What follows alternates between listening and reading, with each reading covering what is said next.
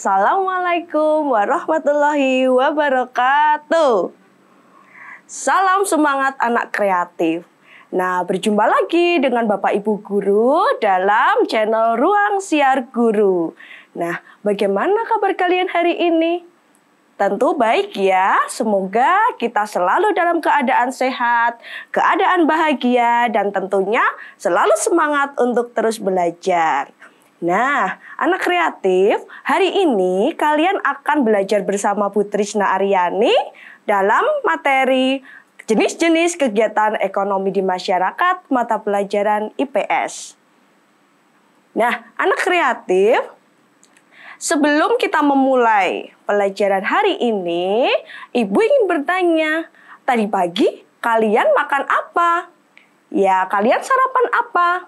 Iya, ada yang menggunakan nasi, ada yang sarapan roti, ada yang sarapan dengan sayur, lauk.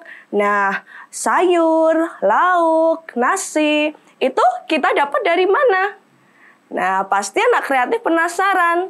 Hari ini kita akan belajar tentang itu semua dalam jenis-jenis kegiatan ekonomi masyarakat.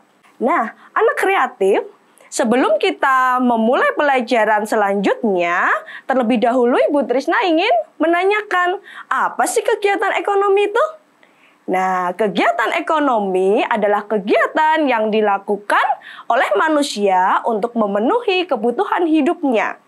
Selain itu, kegiatan ekonomi juga memanfaatkan sumber daya alam di Indonesia yang sangat melimpah ini. Nah, anak kreatif, untuk itu, kita akan mempelajari jenis-jenis kegiatan ekonomi di masyarakat. Yang pertama, yaitu kegiatan ekonomi agraris. Nah, kegiatan ekonomi agraris ini adalah kegiatan pertanian dan perkebunan yang pada umumnya berada di pedesaan dan di pegunungan.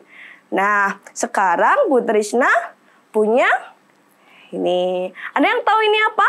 Ya, bagus sekali. Ini adalah jagung. Ini adalah singkong. Nah, hasil dari pertanian, salah satunya ada yang Ibu bawa ini. Nah, hasil dari pertanian itu meliputi padi, kemudian jagung, kemudian ada kentang. Nah, pasti kalian tidak asing lagi dengan yang Ibu bawa. Selanjutnya, hasil dari perkebunan ada di antaranya berupa karet, kemudian hasil perkebunan berupa kelapa sawit, kemudian tebu, dan masih banyak lainnya. Oke, kegiatan ekonomi yang kedua yaitu peternakan. Nah, peternakan itu sendiri merupakan usaha budidaya hewan yang diambil hasilnya.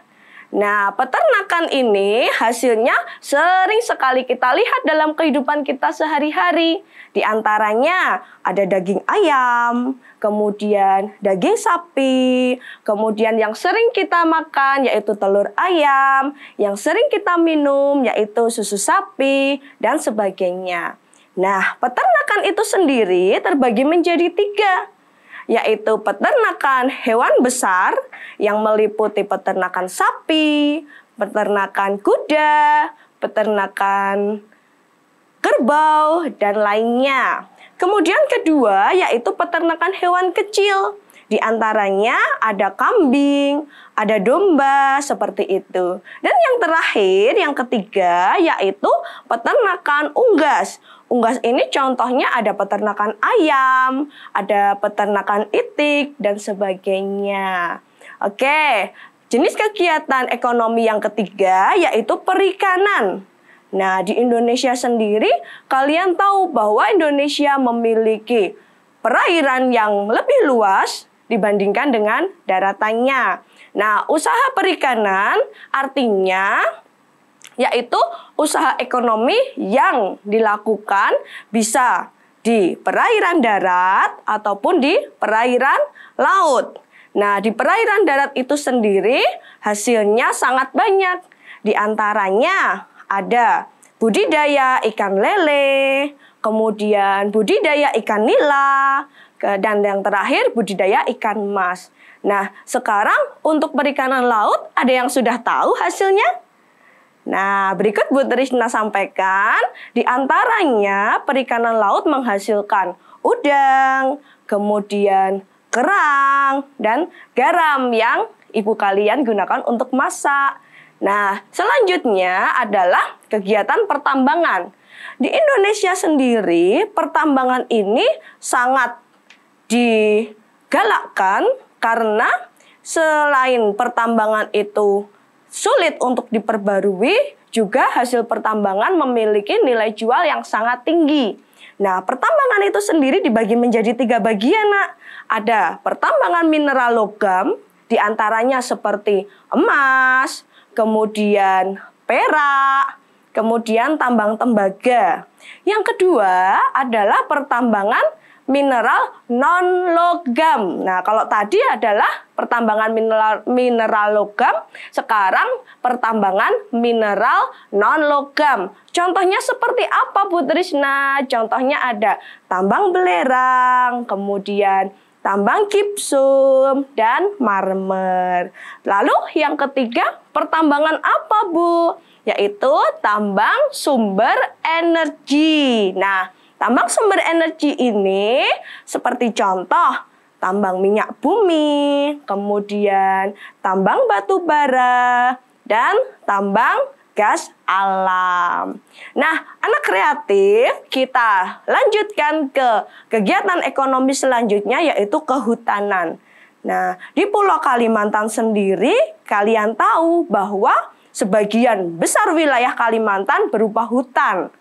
Hutan ini juga memiliki arti yang sangat penting bagi dunia karena hutan merupakan paru-paru bumi. Nah, kita berarti tahu ya makna peran penting dari hutan itu seperti apa. Kalau tidak ada hutan, kita akan bagaimana? Itu Bu Trisna yakin anak kreatif di rumah pasti tahu. Nah, selain memiliki peran penting sebagai paru-paru bumi, hutan juga menyediakan bermacam-macam hasil dari hutan, diantaranya ada kayu, kemudian rotan yang biasa para pengrajin olah menjadi barang-barang rumah tangga.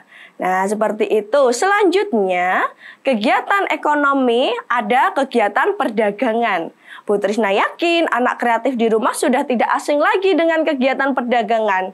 Kenapa Bu Trisna tidak asing lagi? Karena secara langsung dan tidak langsung kita menjadi pelaku perdagangan itu. Nah, perdagangan itu sendiri merupakan kegiatan menjual dan membeli barang kepada konsumen. Bu Trisna, konsumen itu apa? Konsumen itu pembeli. Sedangkan penjual atau penyedia barang biasa kita sebut sebagai produsen. Nah, contoh dari perdagangan itu sendiri diantaranya ada kegiatan jual beli di pasar, kemudian kegiatan jual beli kain, dan kegiatan jual beli sembako atau 9 bahan pokok. Oke, anak kreatif, kita lanjutkan ke kegiatan ekonomi selanjutnya, yaitu perindustrian. Perindustrian itu sendiri merupakan kegiatan mengubah bahan mentah menjadi setengah jadi atau menjadi barang jadi. Contoh perindustrian apa saja, Bu Trisna? Ada industri obat, kemudian ada industri makanan, dan industri tekstil atau pakaian. Nah, selanjutnya atau yang terakhir yaitu kegiatan ekonomi di bidang jasa. Bidang jasa ini merupakan kegiatan ekonomi atau pekerjaan yang menyediakan pelayanan berupa jasa yang dapat dinikmati oleh orang lain. Contohnya seperti apa? Contohnya, Bapak Ibu guru di sekolah merupakan pelaku kegiatan ekonomi bidang jasa. Kenapa, Bu Trisna? Karena Bapak Ibu guru memberikan jasanya, yaitu mengajar, mencerdaskan anak bangsa. Kemudian selain itu, atau yang kedua, yaitu pekerjaan dokter. Kalian tahu kan, kalau kita sakit, kita dibawa kemana?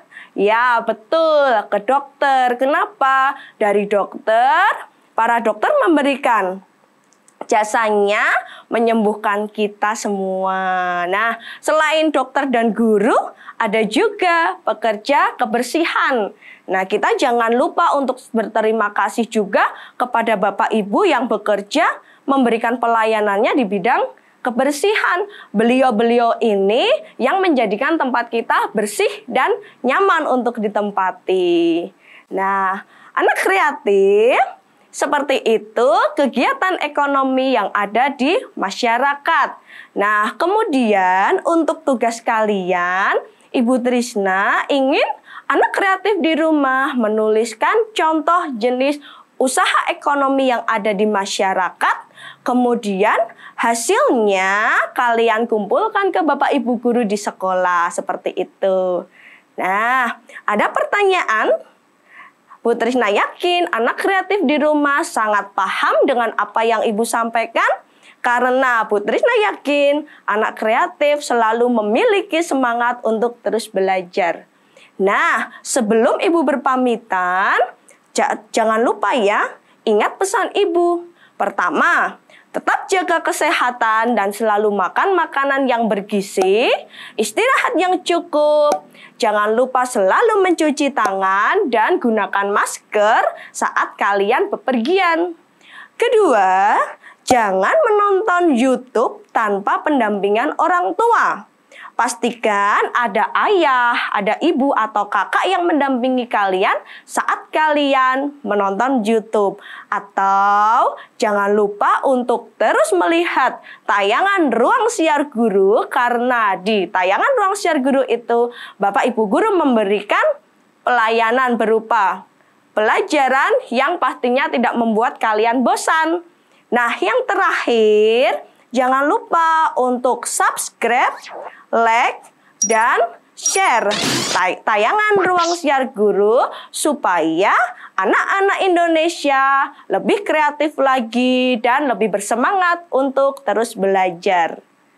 Nah, demikian pesan dari Bu Trisna. Jangan lupa ya, tetap menjadi anak kebanggaan Indonesia dan selalu banggakan orang tuamu. Terima kasih. Wassalamualaikum warahmatullahi wabarakatuh.